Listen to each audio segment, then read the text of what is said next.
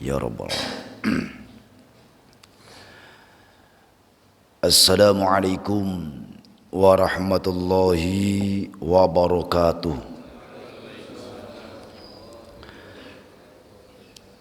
Alhamdulillahilladzi khalaqal mauta wal hayata liyabluwakum ayyukum ahsanu amala. Asyhadu an la ilaha illallah wahdahu la syarikalah.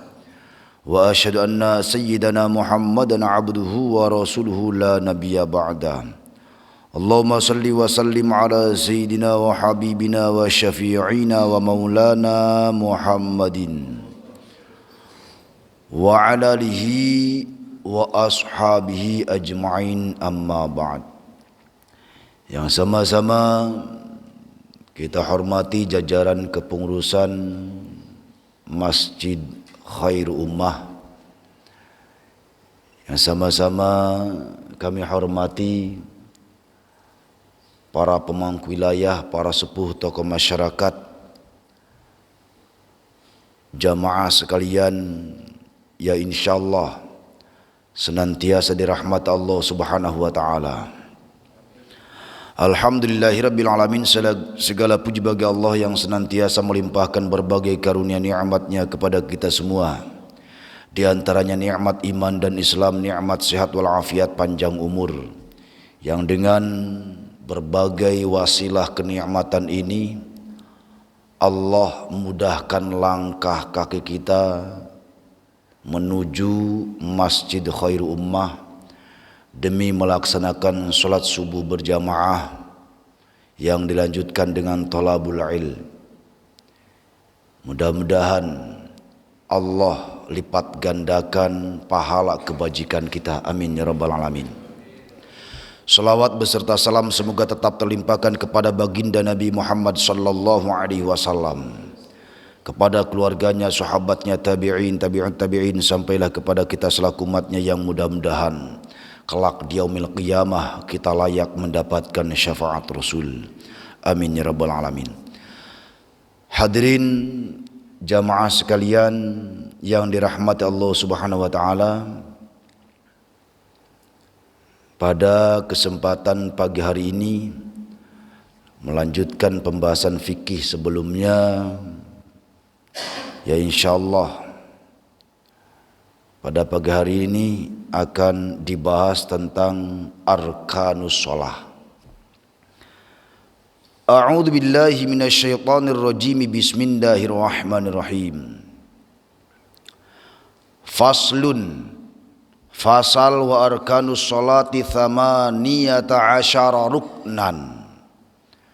Wa arkanus sholati, dan rukun-rukun salat thamaniyata asyara, terdapat 18 rukunnya. An-niyatu, yang pertama niat. Qad alimta, sungguh kita sudah mengetahui, engkau mengetahui, anna sholata syar'iyyata tashtamilu, sesungguhnya solat syar'i yang disyariatkan, tashtamilu, mengandung atau memuat, ala arkanin, atas berbagai rukun, wa ab'adin, dan sunnah ab'ad, wa hayatin, dan sunnah hayat. Famanil arkani, dan diantara rukun-rukun yang ada, an-niyatu, niat, li annaha, karena sungguh niat, wajibatun, hukumnya wajib. Dasarnya hadis Rasulullah sallallahu alaihi wasallam yang masyhur, innamal a'malu binniyat, innamal a'malu binniyat, sesungguhnya segala perbuatan itu bergantung pada niatnya. Hadis ini berlaku bagi amaliyah apapun di dalam syariat, baik amaliyah yang wajib maupun amaliyah yang sunnah. Maka niat itu bagian daripada rukun amaliyah, sebagaimana di dalam sholat, di dalam wudu, dan di dalam amaliyah syariat yang lainnya.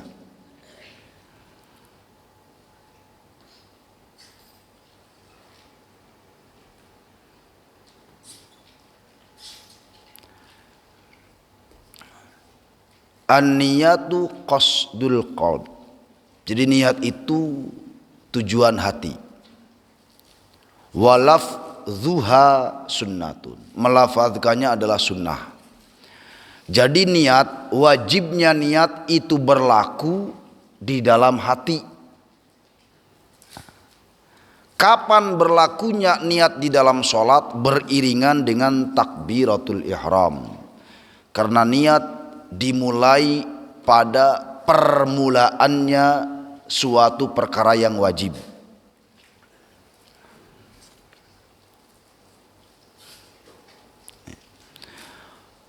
Wal qiyamu ma'al qudrati, yang kedua, rukun salat yang kedua adalah berdiri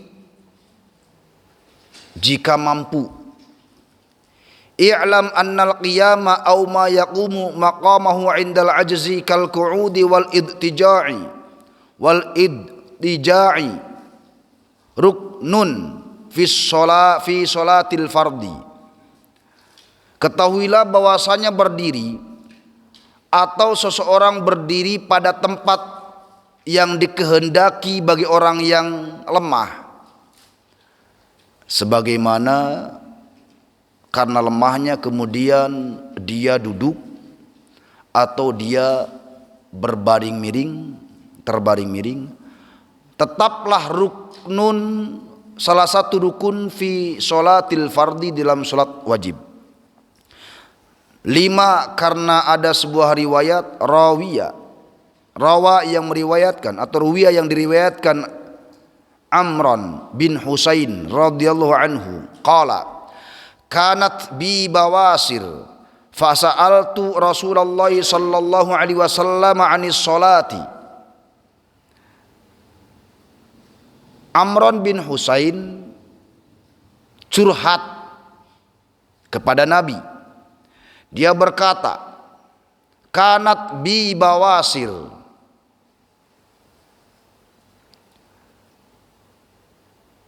aku mempunyai penyakit ambeien. Fasa'altu, maka aku bertanya Rasulullah sallallahu alaihi wasallam kepada Rasulullah, anis salati, dari perbuatan sholat dengan penyakit wasir.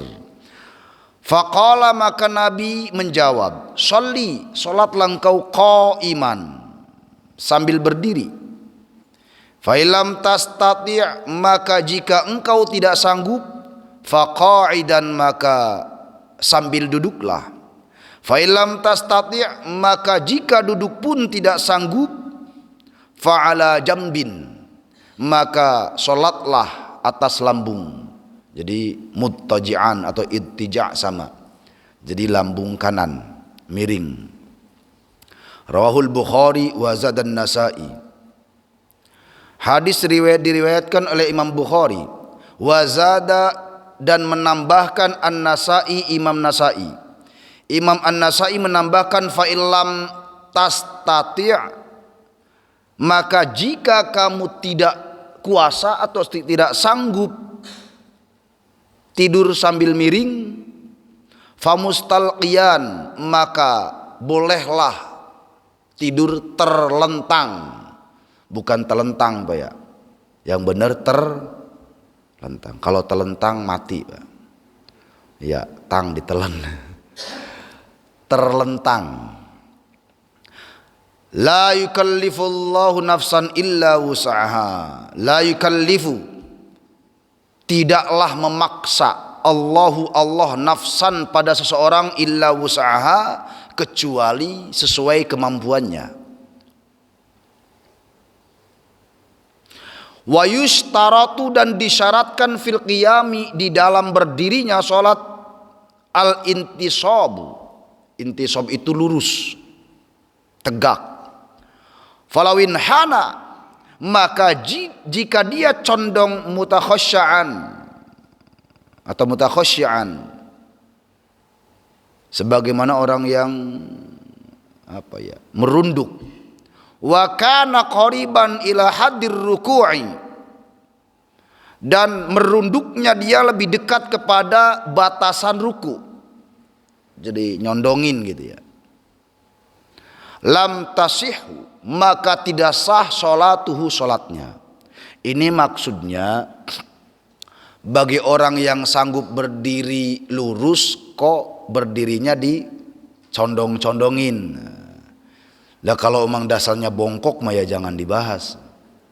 Kalau emang bongkok gitu, itu sudah bawaan. Bahkan tadi Amran bin Husain curhat kepada Nabi, ya Rasul, aku mempunyai penyakit wasir. Lalu bagaimana halnya ketika sholat? Ya Nabi menegaskan, fasalli qaiman, sholatlah kamu sambil berdiri. Kali wasirnya enggak begitu parah, cuman gejala lah. Failam tastati' faqu'udan. Lah kalau kamu berdiri tidak sanggup ya sambil duduk. Lah rupanya didudukin tambah berasa. Namanya wasir, salah pula duduknya. Fa illam tastati', maka jika duduk pun tidak sanggup,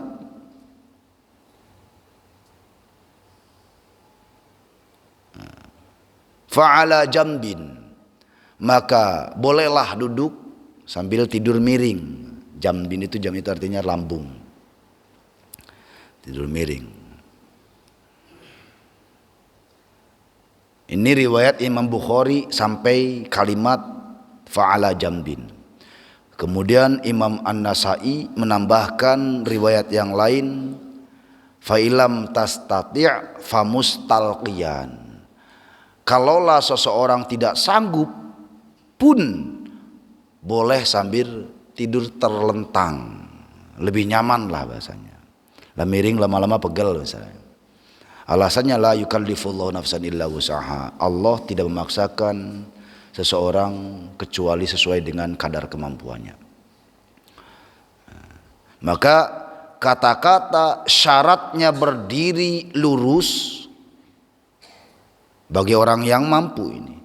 Kemudian orang tadi cara berdirinya merunduk, dan rundukan dia condong miring lebih mendekati batasan ruku, dekat ke batasan ruku, maka tidak sah sholatnya. Ini orang yang sanggup berdiri normal, kok dicondong-condongin misalnya.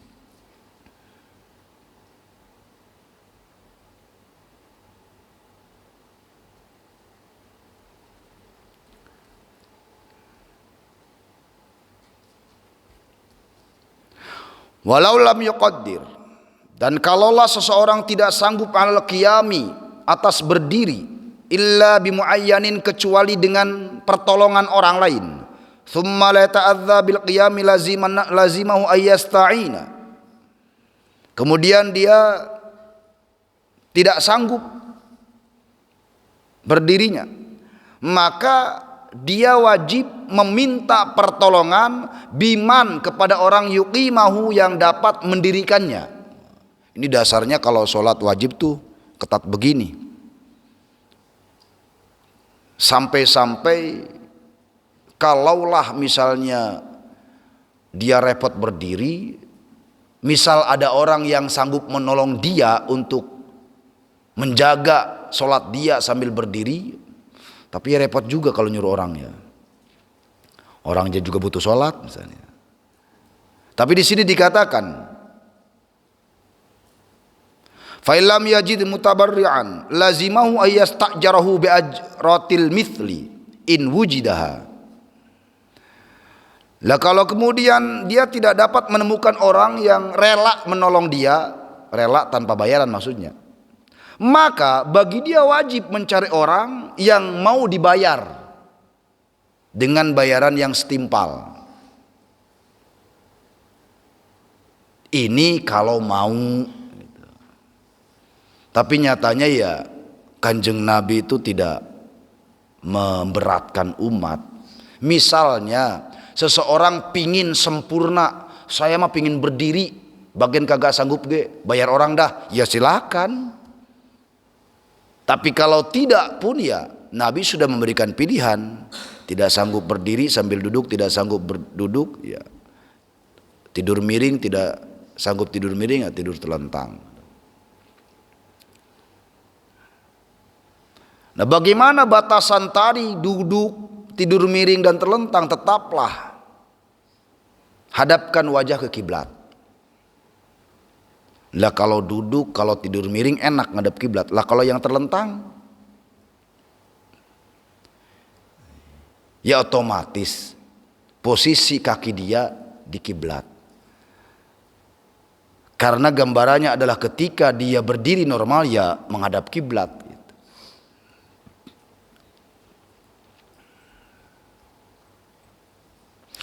Wa takbiratul ihrami. Yang ketiga, takbiratul ihram. At-takbiratu ruknun min arkanis sholati. Takbiratul ihram itu adalah salah satu rukun dari rukun-rukun salat, liqaulihi alaihi salatu wasalam, karena sabda Rasulullah sallallahu alaihi wasallam, miftahus sholatil wudu'u wa tahrimuhat takbiru wa tahliluhat taslim, yang artinya pintu solat atau kunci solat, pembuka solat itu adalah wudu. Artinya ketika seseorang mau masuk harus punya kuncinya. Kuncinya solat itu wudu. Ya. Dan orang terlarang masuk solat tanpa membawa kunci.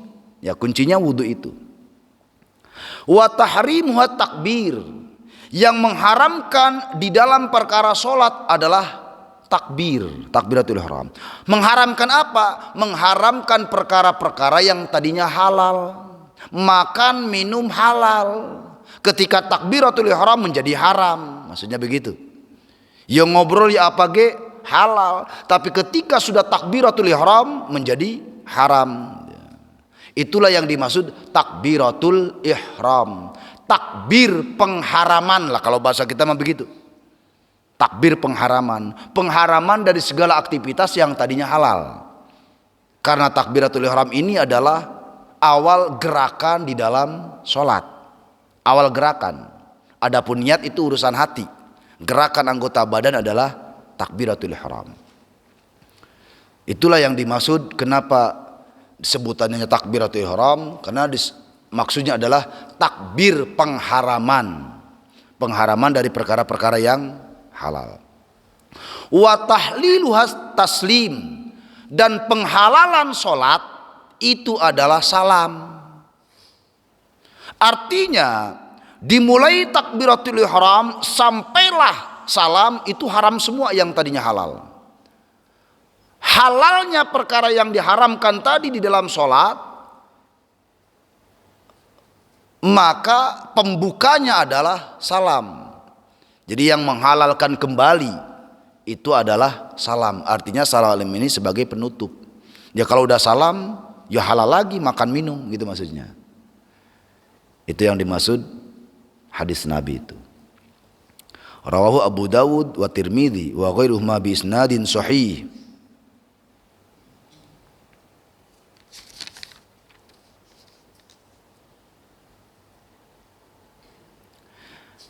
Dasar hadisnya adalah idza qumta ila sholati fa asbighil wudu'a tsumma istaqbil qiblata wa kabbir. Ketika engkau menuju sholat, maka awalilah dengan wudu, kemudian hadapkanlah kiblat atau menghadap kiblatlah dan bertakbirlah. Ini yang dimaksud takbiratul ihram.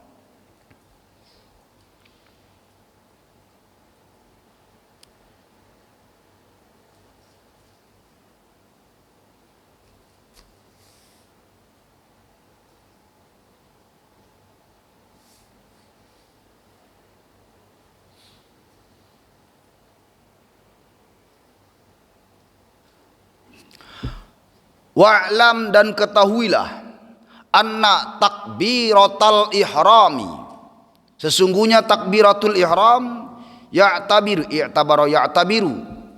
dibuat, ya'tabiru mengibaratkan fiha dalam takbiratul ihram umurun berbagai perkara. falau fuqida wahidun minha, maka kalau seseorang menghilangkan takbiratul ihram, lam yajiz, maka tidak cukup, walam tasihu, dan tidak sah salatuhu, salatnya. Kemudian ada orang yang mengingkari takbir, ya salat aja nggak pakai Allahu Akbar gitu, maka tidak sah salatnya. Ahaduha annahu ya'ti bisi ghati Allahu Akbar bil Arabiyyah.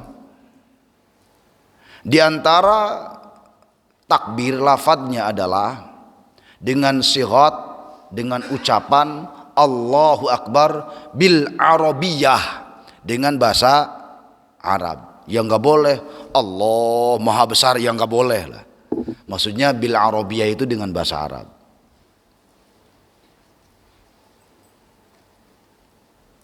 Atau apa, the God is biggest, ya nggak bisa lah bahasa Inggris gitu, ya kudu bahasa Arab.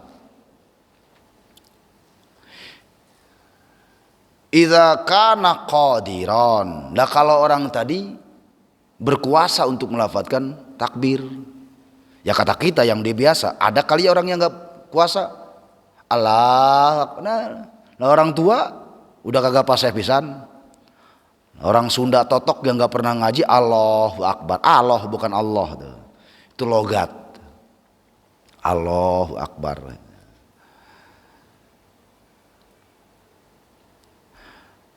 Lima, karena ada sebuah riwayat, karena riwayat rawahu yang meriwayatkannya Abu Humaid As-Sa'idi radhiyallahu anhu qala. Abu Humaid As-Sa'idi berkata, kana Rasulullah sallallahu alaihi wasallam, adalah Rasulullah sallallahu alaihi wasallam idza staftahas salata, ketika beliau memulai salat, istaqbalal kiblata, kanjeng Nabi menghadap kiblat, wa rafa'a yadayhi, dan mengangkat kedua belah tangannya, wa qala, dan beliau berkata Allahu Akbar.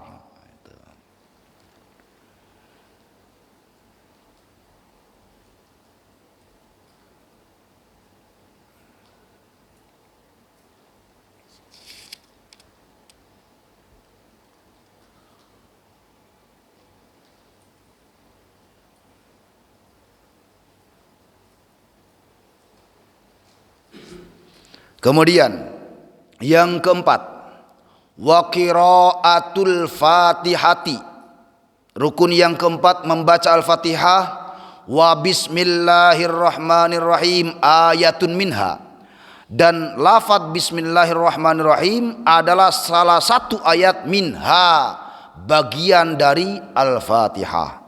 Min arkanis sholati, di antara rukun-rukun salat qiraatul Fatihati, yaitu membaca Al-Fatihah liqaulihi, karena sabda Rasulullah sallallahu alaihi wasallam, la sholata liman lam yaqra bi Fatihatil kitab.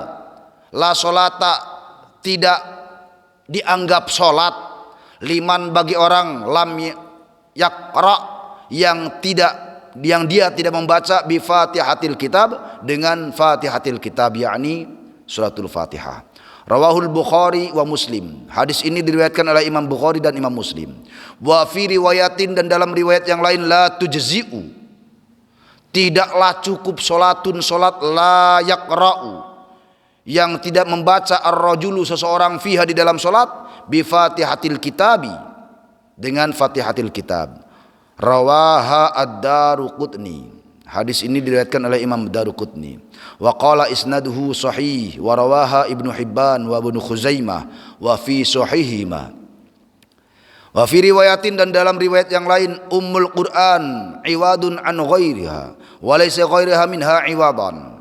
Ummul Quran adalah pengganti dari selainnya, dan selainnya tidak dapat digantikan kecuali oleh selainnya. Artinya Al-Fatihah itu adalah induk yang tidak dapat digantikan oleh surat yang lain, maksudnya itu.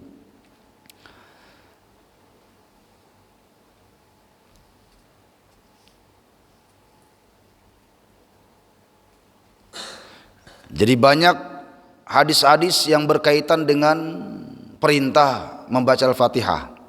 Dalam hadis yang lain dikatakan fakabbir summaqra bi ummil kitab, maka bertakbirlah engkau kemudian bacalah ummul kitab. Ummul kitab artinya Al-Fatihah. Wa hadza, dan hadis ini zahirun, sifatnya jelas, fi dalalatil wujubi, di dalam pendalilan hukum wajib. Qala fi asli raudhah, Imam Nawawi berkata di dalam kitabnya Aslur Raudhah, wa bismillahirrahmanirrahim, dan lafaz bismillahirrahmanirrahim ayatun, adalah ayat, kamilatun, yang sempurna, min awalil fatihati, dari awal al-fatihah, bila khilafin, dengan tanpa khilaf. Wa hujjatu dzalika, hujjahnya basmalah bagian dari al-fatihah, annahu alaihi salatu wassalam, yaitu sungguh kanjeng Nabi Muhammad sallallahu alaihi wasallam addal fatihata sab'a ayatin, Nabi membuat perhitungan al-fatihah dengan jumlah 7 ayat.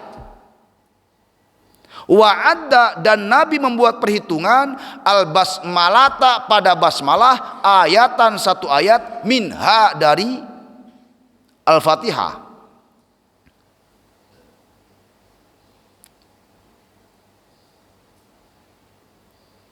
Kemudian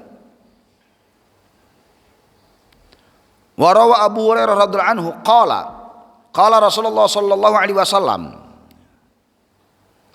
Ini ada hadis riwayat dari Abu Hurairah. Beliau berkata, Rasulullah sallallahu alaihi wasallam bersabda, "Idza qara'tum alhamdu." Ini yang nanti sampai pada polemik hadisnya alhamdu tapi menyertakan basmalah ini nih. Idza qara'tum, ketika kalian membaca alhamdu, surah alhamdu. Nah ini. Jadi Al-Fatihah itu ada nama lain dari Al-Fatihah, yaitu surah alhamdu. Sebagaimana populernya surah Al-Mulk, kita seringkali menyebutnya surat apa? Surat Tabarok gitu deh. Karena diambil dari ayat bacaan. Idza qaratum, ketika kalian membaca alhamdu, surah alhamdu, faqra'u, maka bacalah oleh kalian bismillahirrahmanirrahim.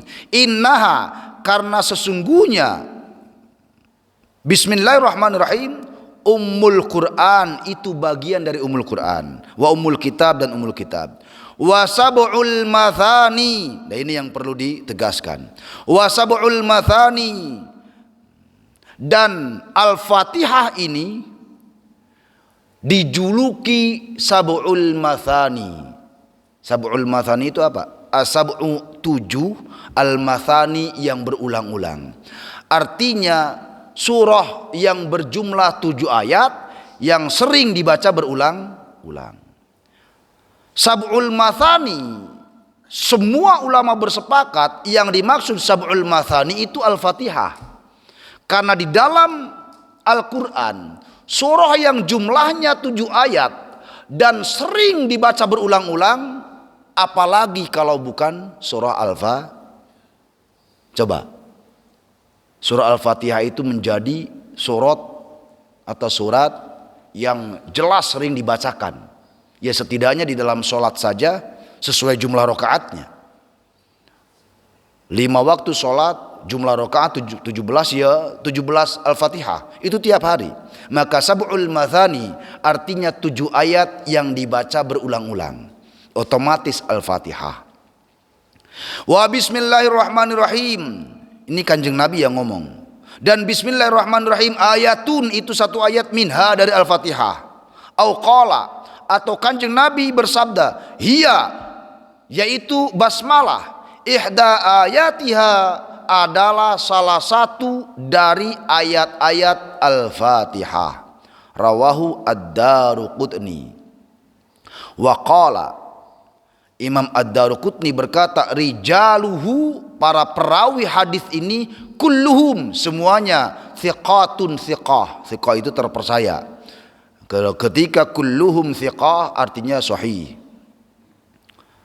Wa an Ummi Salamah radhiyallahu anha, dan dari Ummi Salamah radhiyallahu anha, anna Nabiyya sallallahu alaihi wasallam, sesungguhnya Kanjeng Nabi Muhammad sallallahu alaihi wasallam bersabda, addal basmalata ayatan minal Fatihati. Adda, Kanjeng Nabi memperhitungkan al basmalata pada basmalah ayatan sebagai satu ayat minal Fatihati, bagian dari Al-Fatihah. Rawahu Ibnu Khuzaimah fi sahihi. Di dalam Sahih Khuzaimah dikatakan demikian.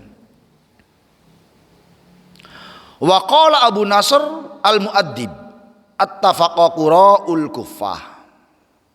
Para ahli Kufah ini sebagai penduduk yang banyak ulamanya menjadi referensi Al-Quran, Al-Kufah, sudah bersepakat, wa fuqahaul Madinati, dan ahli fikih Madinah, ala annaha, atas bahwasanya basmalah ayatun, salah satu ayat minha dari Al-Fatihah.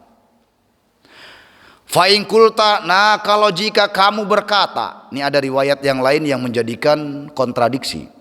Fa'in kulta, maka jika kamu berkata, fa fi sahihi Muslim, di dalam Sahih Muslim, an Aisyah radhiyallahu anha, riwayat dari Aisyah radhiyallahu anha, anna Nabiyya sallallahu alaihi wasallam kana yastaftihus sholata bit takbiri wal qira'ata bilhamdulillahi rabbil alamin.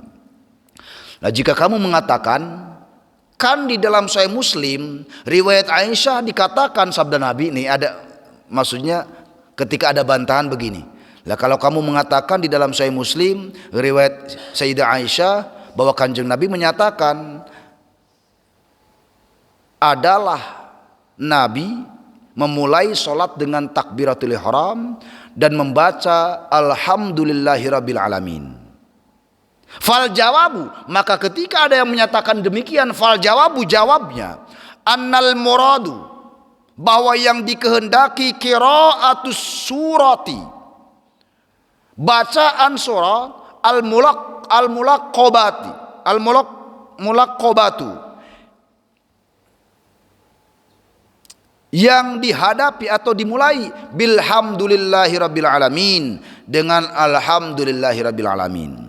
Maka ada riwayat hadis ini yang menjadikan pedoman sebagian yang tetap kekeh dengan basmalah misalnya, tetap kekeh dengan memulai alhamdulillahirabbil alamin. Fa in qila hadza khilafudz dhahir, maka ada pendapat yang demikian itu beda pendapat. Khilaf itu perbedaan pendapat yang jelas.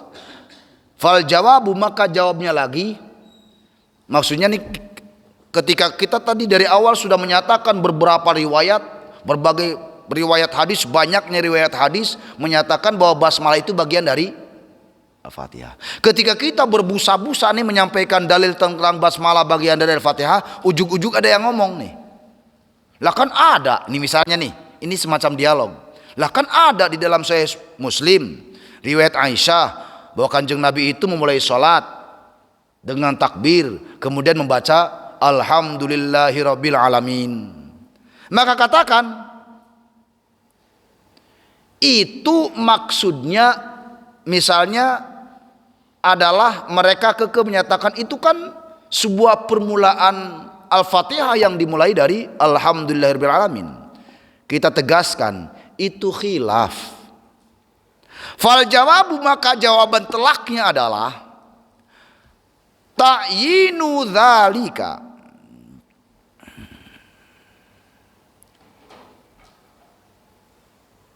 untuk menjelaskan surat yang dimaksud jam'an perlu pengumpulan.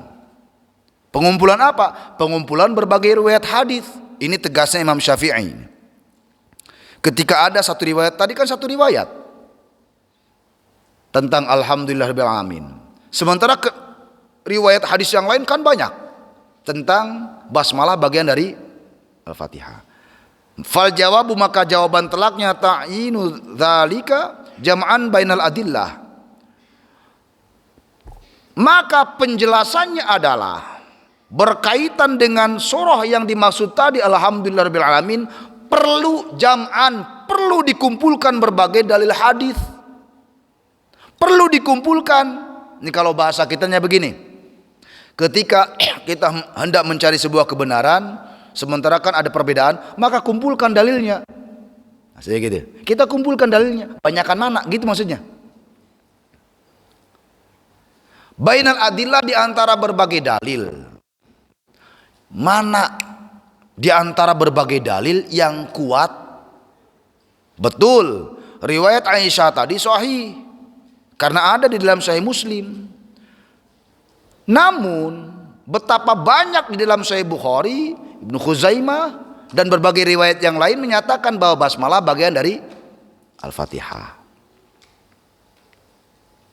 Maka jam'an bainal adillah di sini adalah kumpulkan semua dalil-dalil yang ada, tentukan kuatan mana, maksudnya begitu. Tentu jawaban semacam ini bukan kemudian kita mendiskreditkan riwayat Aisyah, tidak. Bagi yang kekeh dengan itu ya silakan. Cuman jangan kemudian ketika seseorang mengambil satu pendapat menyalahkan yang lain. Jawaban semacam ini untuk memberikan bantahan bagi orang yang misalnya, loh enggak, orang riwayat Aisyah dalam Sahih Muslim dimulai dari alhamdulillahirabbil alamin, ya monggo. Tapi ayo kumpulkan dalil-dalilnya, begitu maksudnya. Tapi perlu diingat, yang menjadi prinsip utama Al-Fatihah itu adalah sab'ul mathani, itu yang menjadi utama. Karena ini ketegasan Nabi. Sab'ul mathani itu artinya surah yang terdiri dari 7 ayat. Mathani itu yang berulang-ulang. Tak lain dan tak bukan surah yang berjumlah 7 ayat yang dibaca berulang-ulang adalah Al-Fatihah. Lalu bagaimana ketika orang kekeh, misal kekeh dengan Al-Fatihah yang dimulai dengan alhamdulillah tanpa menambahkan atau menyertakan basmalah, maka ahlu qurra, ahli Al-Quran di dalam qiraah sab'ah tetaplah menghormati Al-Fatihah dengan sab'ul mathaninya. Jika dimulai dengan alhamdulillahirabbil alamin misalnya, tetaplah sab'ul mathani berlaku. Lah kalau sab'ul mathani berlaku 7 ayat, basmalahnya hilang bagaimana? Maka ahli qurra dalam qiraah sab'ah, ketika basmalah tidak disertakan karena memulainya dari alhamdulillahirabbil alamin, tetaplah berlaku Al-Fatihah 7 ayat. Ayat terakhirnya yang kita sangkakan sebagai waqaf itu jadikan 1 ayat. Siratal ladzina an'amta 'alaihim, 1 ayat. Ghairil maghdubi 'alaihim waraddallin, 2 ayat. Bagi yang memulainya dengan alhamdulillahirabbil alamin. Imam Malik sekalipun, karena sebagai fuqahaul Madinah, sebagai ahli fikihnya Madinah, tetaplah basmalah bagian dari Al-Fatihah meskipun dengan cara sir. Betapa bijaknya para ulama terdahulu ketika gara-gara ada satu riwayat yang model begini, takut tersinggung, bismillah dibaca cuman pelan. Bismillahirrahmanirrahim. Alhamdulillahirabbil alamin gitu. Basmalah tetap dibaca walaupun sir. Nah, iklan mondar mandir bae itu ya baru ke keempat. Tapi biarlah yang keempat, sebab yang keempat ini memang yang sering kali menjadi polemik. Yang keempat ini yang menjadi prinsip di dalam sholat. Al-Fatihah, bacaan yang wajib di dalam sholat itu Cuman ada berapa? Cuman 4 yang wajib di dalam sholat itu. Takbiratul ihram, al-fatihah, tasyahud akhir, dan salam. Bacaan yang lainnya sunnah. Terlebih berkaitan dengan al-fatihah, karena perlu saya sampaikan tadi berbagai hadisnya tentang al-fatihah.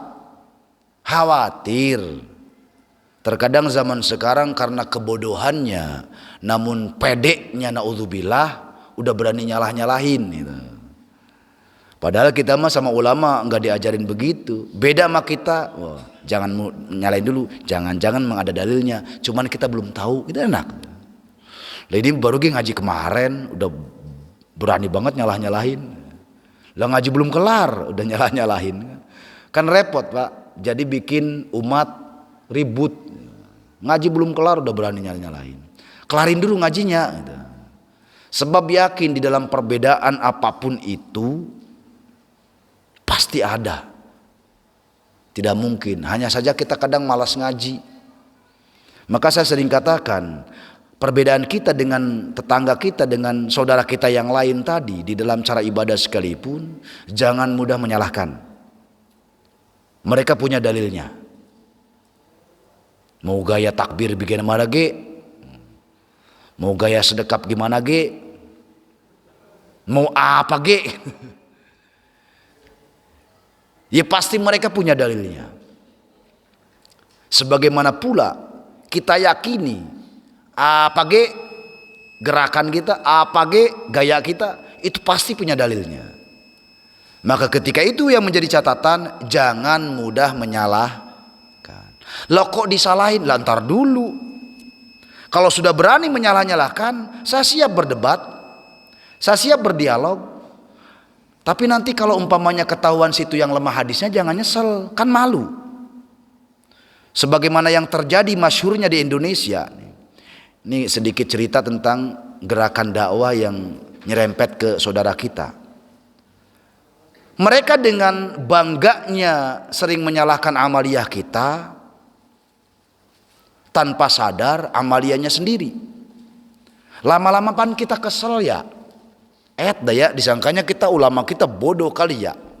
Maka kita bongkar salah satu amaliyah mereka di dalam sholat berkaitan dengan menggerak-gerakan telunjuk. Hadis yang menggerak-gerakan taharroka itu cuma 1. Sementara lebih dari 20 hadis menyatakan tidak menggerak-gerakan. Setelah kita bongkar habis-habisan di berbagai majelis tentang cuman baru 1 loh Pak ini. Mereka sekarang malu-malu Pak gerak-gerakin. Bener. Makanya dah. Kita udah duluan kenal sama syariat. Ini kan jadi nyombong kita ya.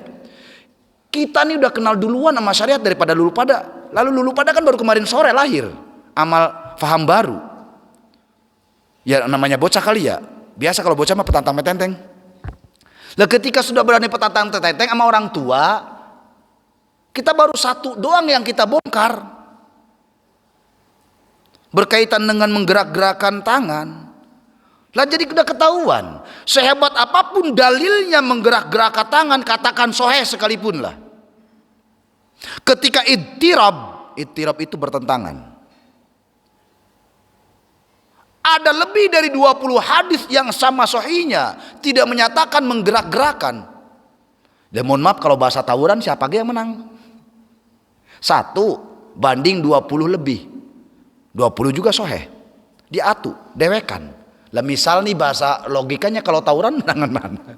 Ini 20 hadis itu lebih sahih gitu. Kemudian dengan keanehannya mereka memilih yang begini. Coba kalau mereka nggak comel, coba kalau mereka nggak usil, kita juga nggak bakal mempermasalahkan. Gara-gara mereka memulai usil, kita baru 1 bongkar yang 1 itu. Kan jadi malu-malu mereka sekarang sholat gerak-gerakan, pelan-pelan gitu. Kayak ragu gitu, hidup apa kagak nih ya. Lihat, baru 1 yang kita bongkar. Belum yang lainnya. Jadi jangan dah nyenggol-nyenggol, kita senggol kenceng kan malu sendiri. Mulai bersedekap. Nah kalau mereka nyenggol nih, cara bersedekap dengan mudah kita patahkan lagi bahwa yang model begini itu tapi nggak enak juga kita nyalain. Biar kalau mereka mulai ya kita bantain gitu aja. Sebab ulama-ulama kita terdahulu sudah jelas klasifikasi hadis itu tidak main-main. Bagaimana sanad keilmuan itu tidak main-main di dalam istinbat hukum mana yang menjadi kekuatan hukumnya. Jadi nggak main-main ulama kita memberikan pengajaran di dalam syariat Islam. Wallahu a'lam bishawab. Ini kalau udah nyampe begituan saya udah semangatnya naudzubillah. Nanti kagak kelar-kelar nih. Buat. Ya monggo silakan Ustaz. Waalaikumsalam warahmatullahi wabarakatuh. Silakan.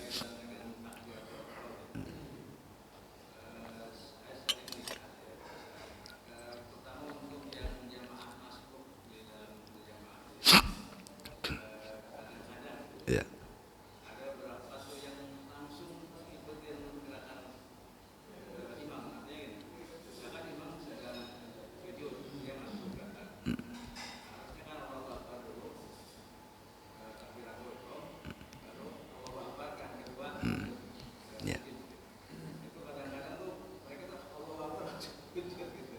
Ya.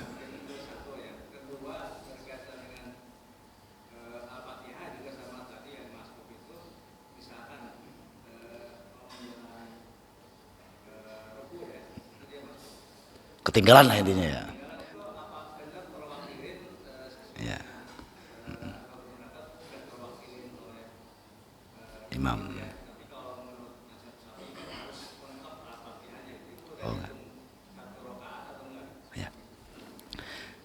Udah Ustaz. Baik, pertanyaan yang bagus. Yang pertama, bagaimana masbuk yang menyusul? Ya, namanya masbuk kan nyusul ya. Masbuk itu tertinggal artinya. Masbuk itu artinya tertinggal. Maka bagi makmum masbuk, kita bedah dulu takbiratul ihram. Takbiratul ihram itu ucapan, bukan gerakan. Memang disunatkan kita bersedekap dulu. Bitumakninah atau biqadri tumakninah bahasanya. Biqadri tumakninah itu ya batasan tumakninah itu bilafzi subhanallah. Kita untuk membedakan bahwa kita baru memulai sholat. Itu sunnah kok, nggak wajib memang. Jadi bagaimana ketika seorang masuk lalu ngikuti gerakan imam, ya tidak masalah. Tapi yakini bahwa takbir pertama dia itu adalah takbiratul ihram, itu aja. Jadi diam sesaat, entah dia langsung bersedekap atau tanpa bersedekap pun tidak masalah bagi masbuk. Ya bagi makmum biasa pun ya kalau misalnya ya tapi ya jangan coba-cobalah, ntar dianggap aneh. Karena bersedekap itu sunnah. Ya mengangkat tangan itu sunnah. Yang wajib lafaz takbiratul ihram, Allahu Akbar. Ya mengangkat kedua tangan, bersedekap itu hukumnya sunnah. Ya nggak dikerjakan juga nggak apa-apa. Cuma ya janganlah ntar ribut lagi. Ini paham apa lagi nih?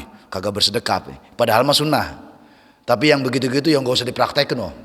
Udah belajar nih. Dipraktekin lah. Biar heboh, viral gitu. Yang nggak juga kali jadi fitnah, jadi nggak enak. Ya, artinya tadi berkaitan dengan makmum masbuk. Artinya kembali kepada hukum takbiratul ihram. Yang utama adalah dia bertakbirnya Allahu Akbar sebagai memulai sholat. Memang sunnahnya adalah sukut, diam sesaat sebelum mengikuti gerakan berikutnya. Untuk apa? Untuk membedakan dia memulai sholat. Tapi hukumnya sunnah. Jikapun dia takbir itu langsung nyusul tidak masalah. Walaupun saya dari kecil mungkin karena sudah doktrin kuat dari kiai, walaupun boleh aja langsung takbir langsung, tapi karena udah terdoktrin sama kiai, diam dulu. Karena berasa ada yang hilang gitu. Allahu Akbar. Sempatnya begini, padahal langsung juga nggak masalah. Karena udah terbiasa dari kecil begitu. Kalau masbuk Allahu Akbar bi qadri subhanallah, dengan sekira-kiranya diam sesaat itu kita mengucap subhanallah sekira-kiranya itu. Kalau langsung tidak masalah. Kemudian yang kedua, bagaimana Padahal tadi dikatakan la sholata, gitu ya. La sholata liman lam yaqra bi ummil kitab. Nabi menyatakan tidak sah atau tidak dianggap sholat bagi seseorang yang tidak membaca Al-Fatihah, Ummul Kitab. Itu berlaku normal. Sebagaimana dia sholat normalnya. Karena orang makmum masbuk itu tidak normal. Toh hitungan apa sih yang dimaksud rokaat? Rokaat itu dari kata ruku. Maka barang siapa yang menemukan ruku, dia mendapatkan satu rokaat. Itu yang dimaksud rokaat itu dari kata ruku. Nah, Al-Fatihah itu berlaku bagi normalnya imam atau normalnya makmum. Jika makmum masbuk tidak menemukan waktu untuk Al-Fatihah, maka Al-Fatihahnya ditanggung oleh imam. Jadi itu. Jadi kewajiban dia sudah tidak berlaku ketika dia tidak dapat mengejar waktu baca Al-Fatihah. Sebagaimana yang seringkali terjadi sholat tarawih. Nah, kita tahu sholat tarawih. Amin, bismillahirrahmanirrahim, qul huwallahu macam-macam bae bacanya. Nah, ada yang lebih singkat, bismillahirrahmanirrahim, yasin, Allahu akbar, lah. Ya sah gitu. Cuman kayak niat banget gitu. Tadi buka kurang kencang. Ya sah-sah saja gitu. Artinya kan di sini si makmum tidak berkesempatan untuk membaca Al-Fatihah. Sementara ketika imam membaca Al-Fatihah, kewajiban makmum adalah mendengarkan. Kesempatan si makmum otomatis ketika si imam selesai Al-Fatihah. Artinya si imam baca surah yang lain. Manakala si imam baca surah yang lain mencukupi ya syukur. Kalau kagak, imam yang menanggung Al-Fatihah. Jadi gitu Ustaz.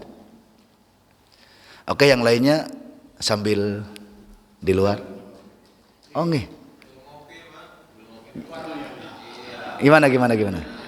Lanjut di luar ya? Oh nggih. Gak apa-apa ya? Gak apa-apa ya? Lanjut di luar ya? Oke, demikian semuanya. Mohon maaf kurang lebihnya, wallahu alam, wallahul muwafiq ila aqwamit thoriq. Assalamualaikum warahmatullahi wabarakatuh.